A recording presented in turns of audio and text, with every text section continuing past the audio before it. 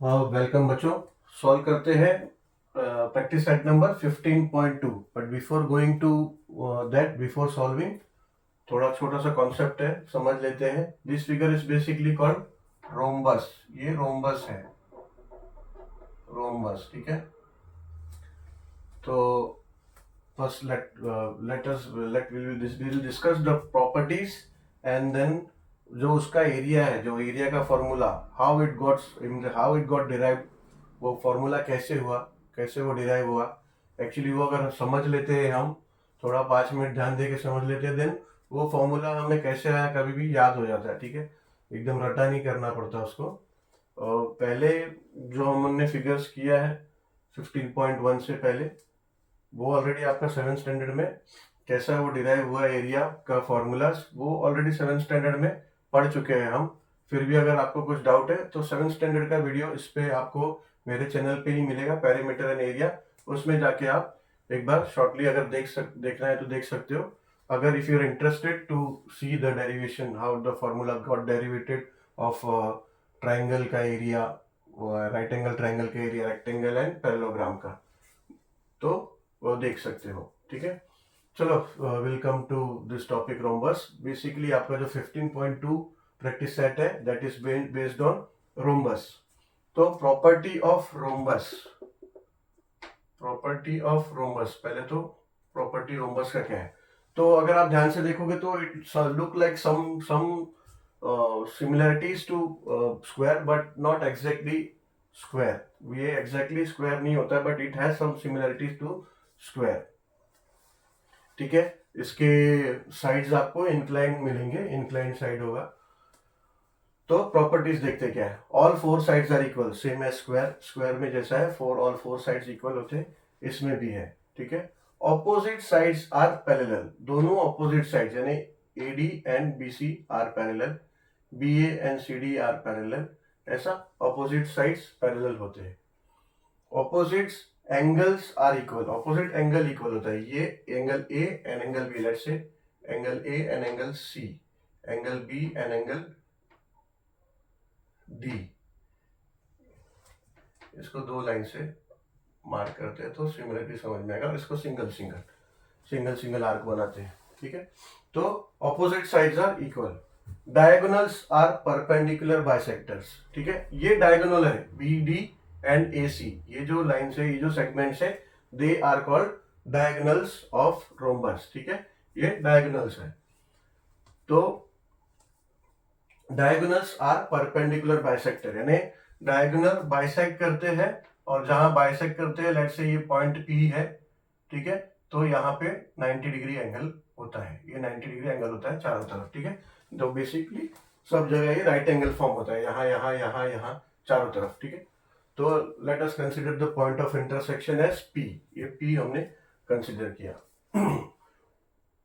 और last and very important point, property, area of all four triangles are equal, यानी area of this triangle, let's say this will be triangle number 1, this will be number 2, this number 3 and number 4. So area of all triangles are equal. ठीक है, चारों triangle का area equal होता है। अब हम समझते हैं कि area of diagonal, sorry, area of rhombus क्या है और वो कैसे डिराइव हुआ, वो हम देखते हैं। एरिया ऑफ रोम्बस, तो अभी हम देखते हैं कि कैसे एरिया रोम्बस का आता है। ठीक है, ये पॉइंट ऑफ इंटरसेक्शन है पी। तो late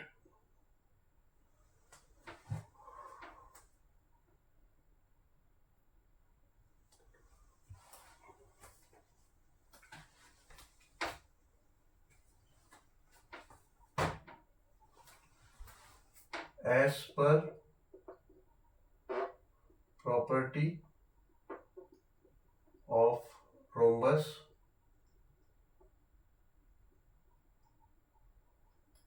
area of all triangles of in rhombus, area of all triangles in rhombus are equal, ठीक है, यानी area of all triangles are equal.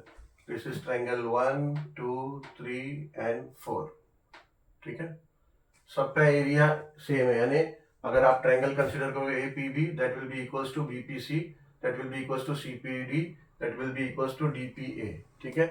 तो हम लोग क्या करेंगे, देयरफॉर एरिया ऑफ रोम्बस यही डिराइव करना है, तो कंसीडर करेंगे area of rhombus will be equals to 4 times, कोई भी एक ट्रायंगल ले लो, कोई भी एक ट्रायंगल, लेट्स से पहले ही ट्रायंगल लेते हैं A B P, 4 times into triangle, 4 times into area of triangle A P B, ठीक है, 4 times area of triangle A P B, यानी ये हमने दिखा ना, इधर पहले लिखा ना, as per property of rhombus area of all triangles in rhombus are equal. तो कोई एक ट्रायंगल चारों को रिप्रेजेंट कर सकता है अगर चारों इक्वल है तो इसीलिए 4 into area of triangle A P B, या तो फिर आप ऐसा भी लिख सकते हो, is equals to area of triangle A B P plus area of triangle B P C plus angle area of triangle C P D plus, but बाद में चारों का एडिशन क्या आएगा, 4 टाइम्स इंटू एनी ट्रायंगल, कोई भी एक triangle ले लो उसका एडिशन आएगा, ठीक है। तो ये हम लोग ऐसा कंसिडर कर सकते हैं कि area of rhombus is equals to 4 times area of triangle A P B, ठीक है। अब एरिया ऑफ ट्रायंगल क्या है, हमने कॉन्सेप्ट स्टार्ट करने से पहले जो हमने 15.1 प्रैक्टिस सेट स्टार्ट करने से पहले किया था, ठीक है, ये राइट एंगल ट्रायंगल है, राइट एंगल ट्रायंगल, तो area of therefore equals to 4 into area of right angle क्या होता है, हाफ इंटू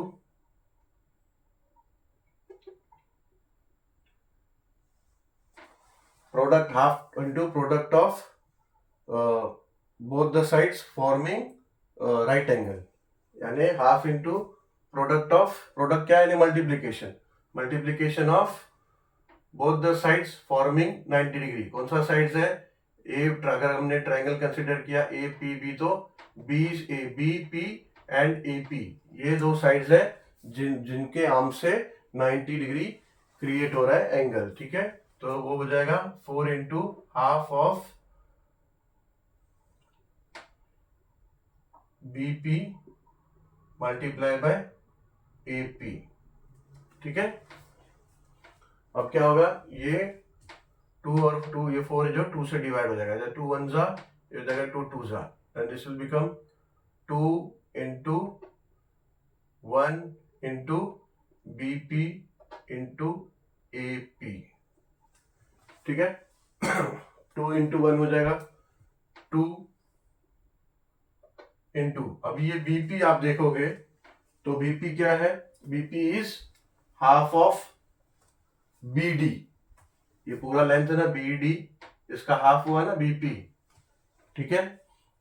प्रॉपर्टी एक है ना कि both the diagonals intersect perpendicularly, जब वो इंटरसेक्ट करते हैं परपेंडिकुलरली तो ये एग्जैक्ट हाफ हो जाता है, बीपी बी डी का हाफ हो जाता है, पीडी बी डी का हाफ हो जाता है, ठीक है। ये देखो BP is half of BD. Same you can say that PD is half of BD. या फिर आप ऐसा ही बोल सकते हो कि AP is half of AC और PC is half of AC, ठीक है। बट अभी हम सिर्फ इस ट्रायंगल का बॉर्डर है क्योंकि हमने ऑलरेडी ले लिया दिस चारों ट्रायंगल इक्वल्स है, तो अभी ये ट्रायंगल का कंसिडर करेंगे BP। BP क्या है, BP we can say half of BD and AP is half of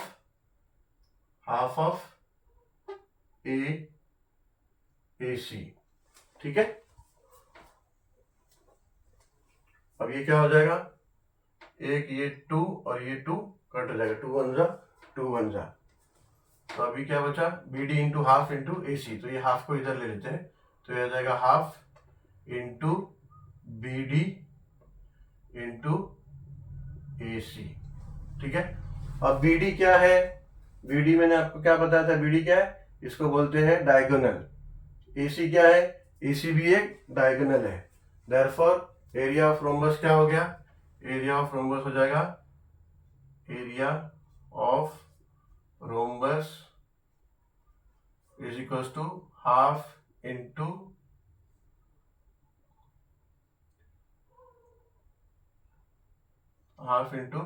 diagonals,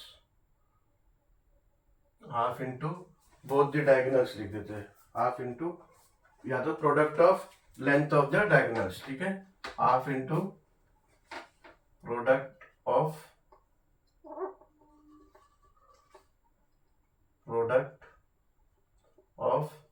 length of diagonals. ठीक है, समझ में आ गया कैसे आया ये फॉर्मूला, कैसे डिराइव होता है? Is equals to area of rhombus is equals to half into product of length of diagonal. Product मतलब वही मल्टीप्लीकेशन। ठीक है, तो ये फॉर्मूला है और इसके ऊपर हमारा इस बेस पे ही प्रैक्टिस सेट नंबर 15 हमें सॉल्व करना है। तो आप सॉल्व करते हैं question number 1 of your practice set number 15.2। Length of the diagonals of rhombus are 15 centimetre and 24 centimetre. Find its area.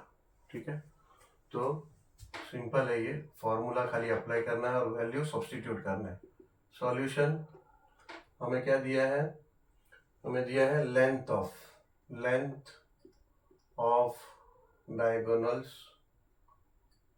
Of rhombus are 15 cm and 24 cm। ठीक है, ये क्या है? गिवन, ये दिया है हमें। ठीक है, and we have to find area of rhombus is equals to question mark. ठीक है, फाइंड आउट करना है। तो as we know area of rhombus is equals to, formula क्या है? Half into product of diagonals, product of diagonals of rhombus लिख देंगे, diagonals of rhombus. तो इज इक्वल्स टू क्या हो जाएगा? Half into product of diagonals, यानी दोनों डायगोनल्स कितने हैं? एक है 15 सेंटीमीटर एंड दूसरा है 24 सेंटीमीटर।